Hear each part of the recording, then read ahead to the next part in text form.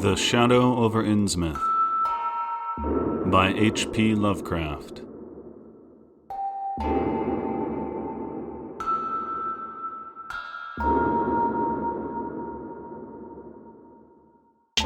Part 1.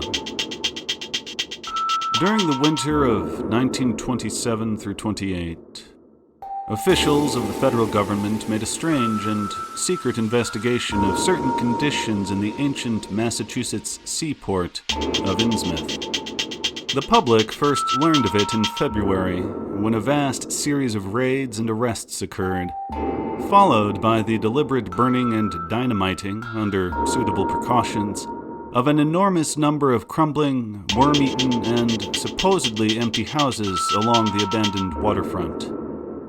Uninquiring souls let this occurrence pass as one of the major clashes in a spasmodic war on liquor. Keener news followers, however, wondered at the prodigious number of arrests, the abnormally large force of men used in making them, and the secrecy surrounding the disposal of the prisoners. No trials or even definite charges were reported, nor were any of the captives seen thereafter in the regular jails of the nation. There were vague statements about disease and concentration camps, and later about dispersal in various naval and military prisons, but nothing positive ever developed. Innsmouth itself was left almost depopulated, and is even now only beginning to show signs of a sluggishly revived existence. Complaints from many liberal organizations were met with long confidential discussions, and representatives were taken on trips to certain camps and prisons. As a result, these societies became surprisingly passive and reticent. Newspaper men were harder to manage, but seemed largely to cooperate with the government in the end. Only one paper, a tabloid always discounted because of its wild policy, mentioned the deep-diving submarine that discharged torpedoes downward in the marine abyss just beyond Devil Reef. That item, gathered by chance in a haunt of sailors, seemed indeed rather far-fetched, since the low Black Reef lies a full mile and a half out from Innsmouth Harbor. People around the country and in the nearby towns muttered a great deal among themselves, but said very little to the outside world. They had talked about dying and half-deserted Innsmouth for nearly a century, and nothing new could be wilder or more hideous than what they had whispered and hinted years before. Many things had taught them secretiveness, and there was now no need to exert pressure on them. Besides, they really knew very little, for wide salt marshes, desolate and unpeopled, keep neighbors off from Innsmouth on the landward side. But at last, I am going to defy the ban on speech about this thing. Results, I am certain, are so thorough that no public harm save a shock of repulsion could ever accrue from a hinting of what was found by those horrified raiders at Innsmouth. Besides, what was found might possibly have more than one explanation. I do not know just how much of the whole tale has been told even to me, and I have many reasons for not wishing to probe deeper. For my contact with this affair has been closer than that of any other layman, and I have carried away impressions which are yet to drive me to drastic measures. It was I who fled frantically out of Innsmouth in the early morning hours of July 16th, 1927, and whose frightened appeals for government inquiry and action brought on the whole reported episode. I was willing enough to stay mute while the affair was fresh and uncertain, but now that it is an old story, with public interest and curiosity gone, I have an odd craving to whisper about those few frightful hours in that ill-rumored and evilly shadowed seaport of death and blasphemous abnormality. The mere telling helps me to restore confidence in my own faculties, to reassure myself that I was not simply the first to succumb to a contagious nightmare hallucination. It helps me, too, in making up my mind regarding a certain terrible step which lies ahead of me.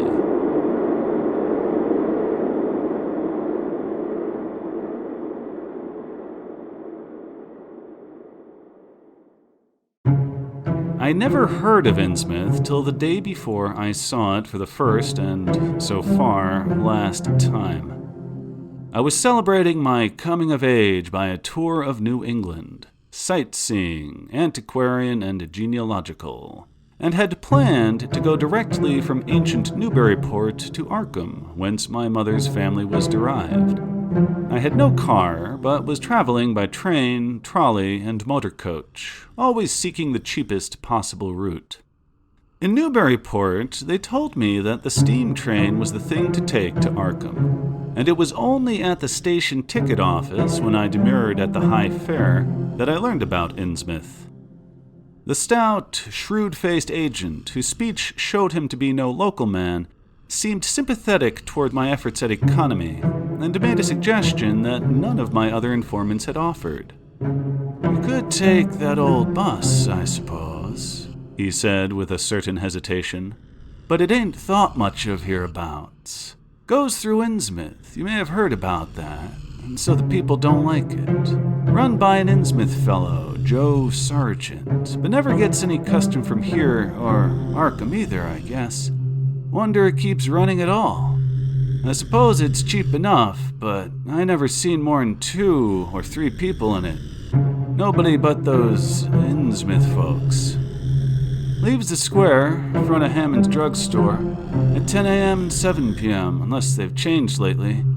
Looks like a terrible rattletrap. I've never been on it." That was the first I ever heard of shadowed Innsmouth. Any reference to a town not shown on common maps or listed in recent guidebooks would have interested me, and the agent's odd manner of allusion roused something like real curiosity. A town able to inspire such dislike in its neighbors, I thought, must be at least rather unusual, and worthy of a tourist's attention. If it came before Arkham, I would stop off there. And so I asked the agent to tell me something about it. He was very deliberate, and spoke with an air of feeling slightly superior to what he said.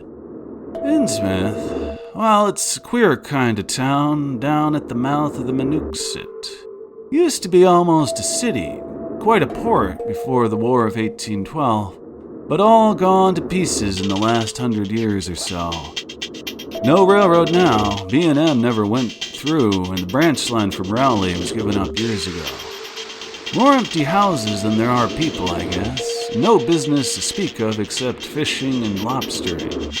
Everybody trades mostly here or in Arkham or Ipswich. Once they had quite a few mills, but nothing's left now except one gold refinery running on the leanest kind of part-time. That refinery, though, used to be a big thing. And old man Marsh, who owns it, must be richer than Croesus. Queer old duck, though, and sticks mighty close in his home. He's supposed to have developed some skin disease or deformity late in life that makes him keep out of sight. Grandson of Captain Obed Marsh, who founded the business. His mother seems to have been some kind of foreigner. They say a South Sea Islander. So everybody raised Cain when he married an Ipswich girl 50 years ago. They always do that about Innsmouth people. Folks here and hereabouts always try to cover up any Innsmouth blood they haven't. The Marsh's children and grandchildren look just like anyone else so far as I can see. I've had them pointed out to me here, though, come to think of it, the older children don't seem to be around lately. Never saw the old man. And why is everybody so down on Innsmouth? Well, young fellow, you mustn't take too much stock in what people around here say. They're hard to get started, but once they do get started, they never let up. They've been telling things about Innsmouth, whispering them mostly, for the last 100 years, I guess, and I gather they're more scared than anything else. Some of the stories would make you laugh. about old Captain Marsh driving bargains with the devil and bringing imps out of hell to live in Innsmouth. Or about some kind of devil worship and awful sacrifices in some place near the wharves that people stumbled on around 1845 or thereabouts. But I come from Panton, Vermont, and that kind of story don't go down with me. You ought to hear, though, what some of the old-timers tell about the Black Reef off the coast. Devil Reef, they call it. It's well above water a good part of the time and never much below it. But at that, you could hardly call it an island. The story is that there's a whole legion of devils seen sometimes on that reef, sprawled about or darting in and out of some kind of caves near the top. It's a rugged, uneven thing, a good bit over a mile out, and toward the end of shipping days, sailors used to make big detours just to avoid it.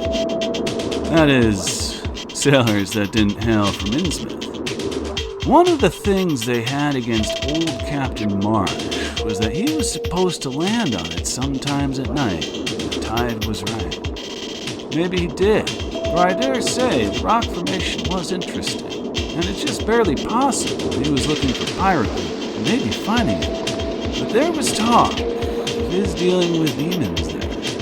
Fact is, I guess on the whole, it was really the captain that gave the bad reputation to the reef. That was before the big epidemic of 1846, when over half the folks in Innsmouth was carried off. They never did quite figure out what the trouble was, but it was probably some foreign kind of disease brought from China or somewhere by the shipping. It surely was bad enough. There was riots over it, and all sorts of ghastly doings that I don't believe ever got outside the town. And it left the place in awful shape. Never came back. Can't be more than 300-400 people living there now. But the real thing behind the way folks feel is simply race prejudice. I don't say I'm blaming those that hold it. I hate those Innsmouth folks myself, and I wouldn't care to go to their town. Suppose you know, though I can see you're a Westerner by your talk, what a lot of our New England ships used to have to do with queer ports in Africa, Asia, the South Seas, and everywhere else, and what queer kinds of people they sometimes brought back with them. You've probably heard about the Salem man that came home with a Chinese wife. And maybe you know there's still a bunch of Fiji Islanders somewhere around Cape Cod. Well, there must be something like that back of the Innsmouth people. The place was always badly cut off from the rest of the country by marshes and creeks, and you can't be sure about the ins and outs of the matter, but it's pretty clear that old Captain Marsh must have brought home some odd specimens when he had all three of his ships in commission back in the 20s and 30s. There certainly is a strange kind of streak in the Innsmouth folks today. I don't know how to explain it, but it sort of makes you crawl. You notice a little in Sergeant if you take his bus. Some of them have queer narrow heads with flat noses and bulgy, starry eyes that never seem to shut. Their skin ain't quite right. Rough and scabby, and the sides of their necks are all shriveled or creased up. Get bald, too, very young. The older fellows look the worst. Fact is, I don't believe I've ever seen a very old chap of that kind. Guess they must die of looking in the glass. Animals hate them. They used to have lots of horse trouble before autos came in. Nobody around here or in Arkham or Ipswich will have anything to do with them. They act kind of offish themselves when they come to town or when anyone tries to fish on their grounds. Queer how fish are always thick off Innsmouth Harbor when there ain't any anywhere else around. But just try to fish there yourself and see how the folks chase you on. Those people used to come here on the railroad, walking and taking the train at Rowley after the branch was dropped. But now they use that bus. Ah, there's a hotel in Innsmouth called the Gilman House, but I don't believe it can amount to much. I wouldn't advise you to try it. Better stay over here and take the 10 o'clock bus tomorrow morning, then you can get an evening bus there for Arkham at 8 o'clock. There was a factory inspector who stopped at the Gilman a couple of years ago. he had a lot of unpleasant hints about the place. Seems they get a queer crowd there. But this fella heard voices in other rooms, though most of them was empty. That gave him the shivers. It was foreign talk, I thought, but he said the bad thing about it was the kind of voice that sometimes spoke. It sounded so unnatural, slopping-like, he said, that he didn't dare undress and go to sleep. Just waited up and lit out the first thing in the morning. The talk went on most all night. This fellow, Casey, his name was, had a lot to say about how the Innsmouth folks watched him and seemed kind of on guard. He found the Marsh refinery a queer place. It's in an old mill on the lower falls of the Manooksut. What he said tallied up with what I'd heard. Books in bad shape, no clear account of any kind of dealings. You know, it's always been a kind of mystery where the Marshes get the gold they refine. They've never seemed to do much buying in that line. But years ago, they shipped out an enormous lot of ingots. Used to be talk of a queer foreign kind of jewelry that the sailors and refinerymen sometimes sold on the sly, or that was seen once or twice on some of the Marsh woman folks. People allowed maybe old Captain Obed traded for it in some heathen port, especially since he was always ordering stacks of glass beads and trinkets such as seafaring men used to get for native trade. Others thought, and still think, he found an old pirate cache out on Devil Reef. But here's the funny thing. The old captain's been dead these 60 years, and there ain't been a good-sized ship out of the place since the Civil War. But just the same, the Marshes still keep on buying a few of those native trade goods, mostly glass and rubber gewgaws, they tell me. Maybe the Innsmouth folk like them to look at themselves. God knows they've gotten to be about as bad as South Sea cannibals and Guinea savages. That plague of 46 must have taken off the best blood in the place. Anyway, they're a doubtful lot now. And the Marshes and the other rich folks are as bad as any. As I told you, there probably ain't more than 400 people in the whole town in spite of all the streets they say there are. I guess they're what they call white trash down south. Lawless and sly, full of secret doings. They get a lot of fish and lobsters and do exporting by truck. Queer how the fish swarm right there. Nobody can even keep track of these people. State school officials and census men have a devil of a time. You can bet that prying strangers ain't welcome around Innsmouth. I've heard personally more than one business or government man that's disappeared there. And there's loose talk of one who went crazy and is out at Danvers now. They must have fixed up some awful scare for that fella. That's why I wouldn't go at night if I was you. I've never been there. Have no wish to go, but I guess a daytime trip couldn't hurt you, even though the people hereabouts will advise you not to make it. If you're just sightseeing and looking for old-time stuff, Innsmouth ought to be quite a place for you.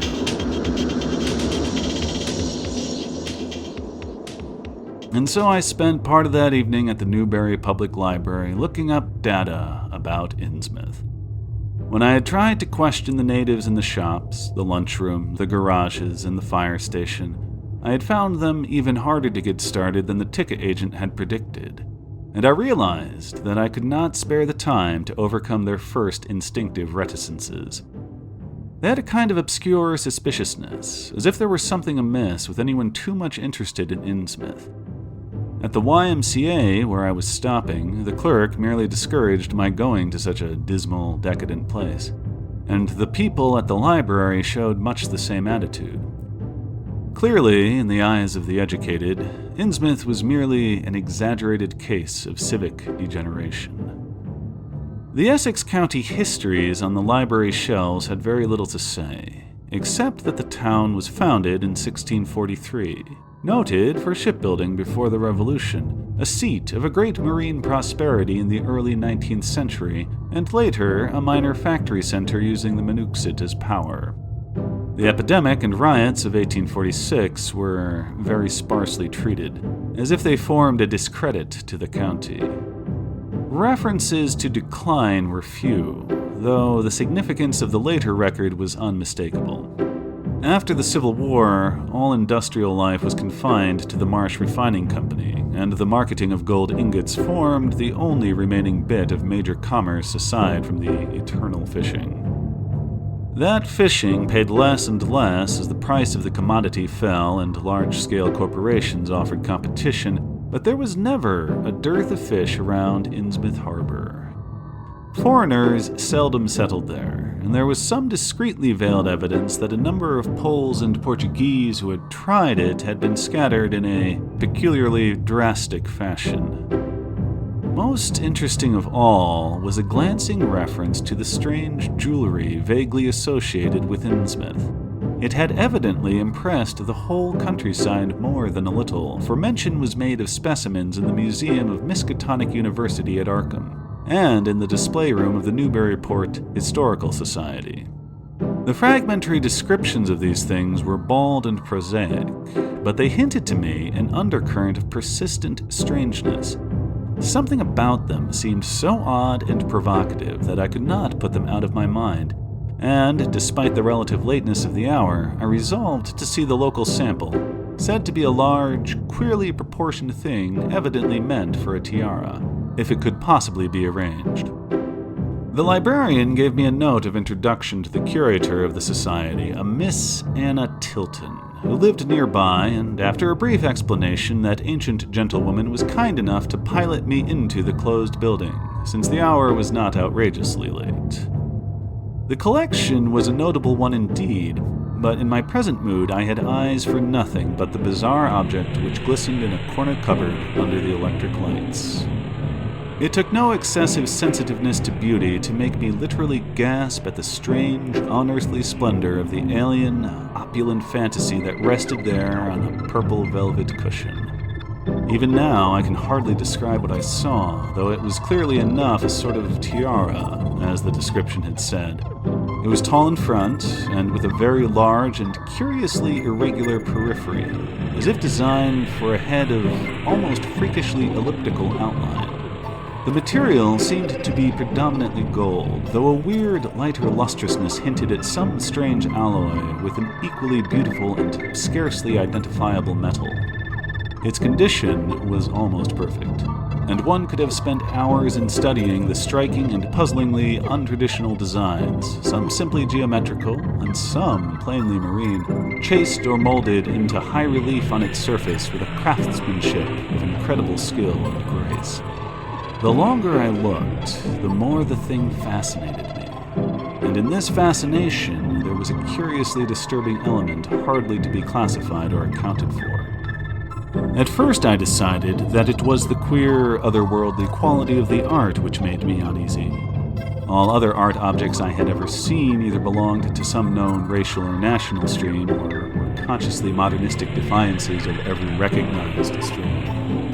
This tiara was neither. It clearly belonged to some settled technique of infinite maturity and perfection.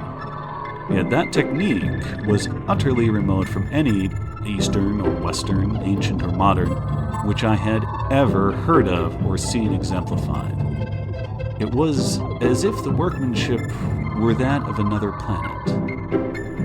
However, I soon saw that my uneasiness had a second and perhaps equally potent source residing in the pictorial and mathematical suggestions of the strange designs. The patterns all hinted of remote secrets and unimaginable abysses in time and space, and the monotonously aquatic nature of the reliefs became almost sinister. Among these reliefs were fabulous monsters of abhorrent grotesqueness and malignity, half ichthyaic and half batrachian in suggestion, which one could not dissociate from a certain haunting and uncomfortable sense of pseudo-memory. as if they called up some image from deep cells and tissues whose retentive functions are wholly primal and awesomely ancestral. At times, I fancied that every contour of these blasphemous fish frogs was overflowing with the ultimate quintessence of unknown and inhuman evil. In odd contrast to the tiara's aspect was its brief and prosy history as related by Miss Tilton. It had been pawned for a ridiculous sum at a shop in State Street in 1873 by a drunken Innsmouth man shortly afterward killed in a brawl. The Society had acquired it directly from the pawnbroker, at once giving it a display worthy of its quality. It was labeled as of probable East Indian or Indo-Chinese provenance, though the attribution was frankly tentative. Miss Tilton, comparing all possible hypotheses regarding its origin and its presence in New England, was inclined to believe that it formed part of some exotic pirate horde discovered by old Captain Obed Marsh. This view was surely not weakened by the insistent offers of purchase at a high price which the Marshes began to make as soon as they knew of its presence, and which they repeated to this day despite the Society's unvarying determination not to sell. As the good lady showed me out of the building, she made it clear that the pirate theory of the Marsh fortune was a popular one among the intelligent people of the region. Her own attitude toward shadowed Innsmouth, which she had never seen, was one of disgust at a community slipping far down the cultural scale, and she assured me that the rumors of devil worship were partly justified by a peculiar secret cult which had gained force there and engulfed all the Orthodox churches. It was called, she said, the Esoteric Order of Dagon, and was undoubtedly a debased, quasi-pagan thing imported from the East a century before, at a time when the Innsmouth fisheries seemed to be going barren. Its persistence among a simple people was quite natural in the view of the sudden and permanent return of abundantly fine fishing, and it soon came to be the greatest influence on the town, replacing Freemasonry altogether and taking up headquarters in the old Masonic Hall on New Church Green. All this, to the pious Miss Tilton, formed an excellent reason for shunning the ancient town of decay and desolation. But to me, it was merely a fresh incentive. To my architectural and historical anticipations was now added an acute anthropological zeal, and I could scarcely sleep in my small room at the Y as the night wore away.